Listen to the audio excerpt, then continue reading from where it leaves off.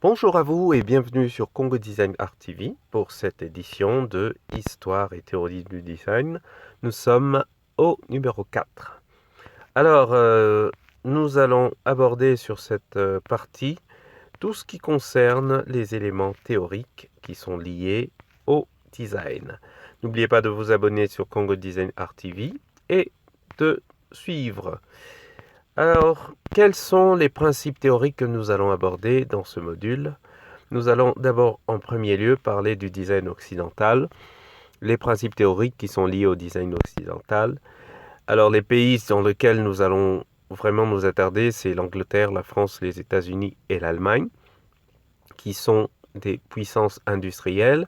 L'Angleterre parce que c'est le premier pays à avoir abrité l'exposition universelle, mais c'est aussi là que s'est décidée la révolution industrielle. En deuxième lieu, nous allons parler du design africain. Et dans le design africain, nous avons le côté précolonial et aussi le côté contemporain. Voici les deux affres sur lesquels nous allons nous attarder sur les principes théoriques. Nous commençons par le design occidental.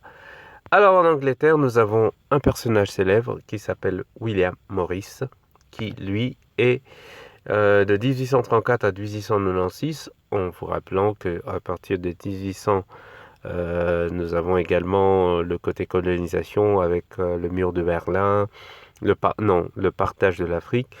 Donc à cette époque-là, nous étions dans le mouvement Art and Craft.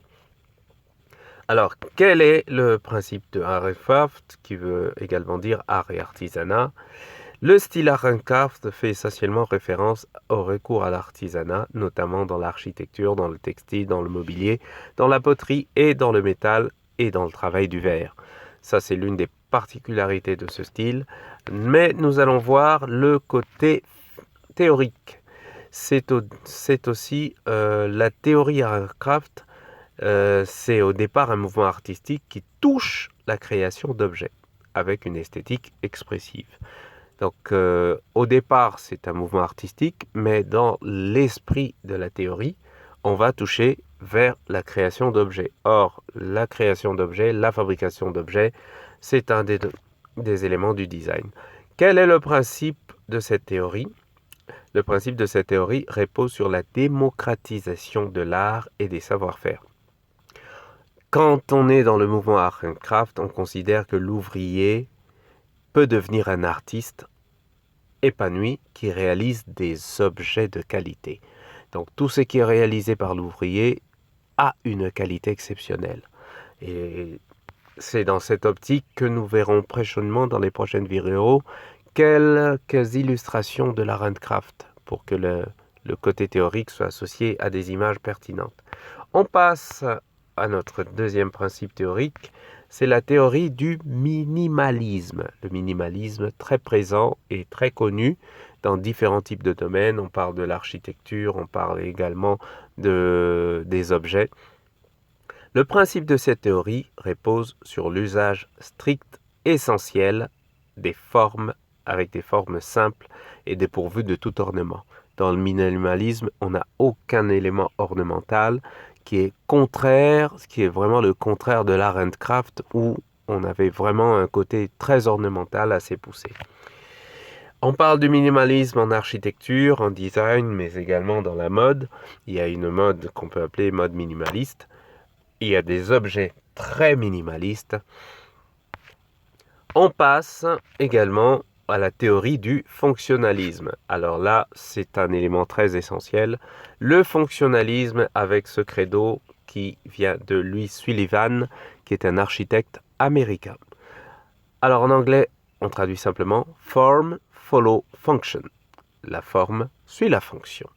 Le principe de cette théorie qui nous vient de l'architecture, consiste à définir la forme d'un bâtiment ou d'un objet comme l'expression de sa fonction.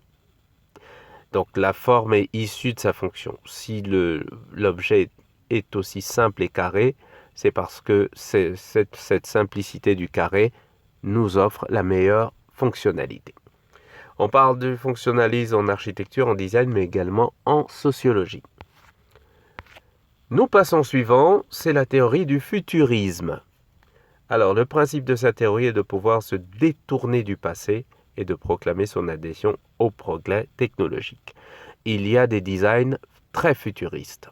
Il y a des options de futurisme très poussées. Et donc, on parle du futurisme en architecture, en design, mais également en art. Et l'un des personnages les plus importants du futurisme, c'est Marinetti Tommaso. Vous excuserez, il y a écrit Lucidi Malinva, ce n'est pas lui, c'est Marinetti Tommaso qui, lui, est un Italien.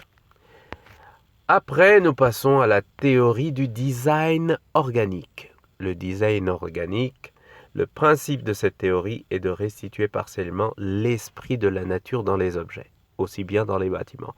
On parle d'un design organique, des objets très organiques. C'est la théorie et le résumé de la théorie qu'on peut retenir. Alors, Organic Design nous vient de Charles Rémy McIntosh et de Frank Lloyd Wright, qui sont tous deux américains. Alors, n'oubliez pas de vous abonner et de suivre la prochaine vidéo, Histoire et théorie du design 5, qui va revenir sur les théories africaines, les quelques théories du design précolonial et contemporain. D'ici peu, portez-vous bien.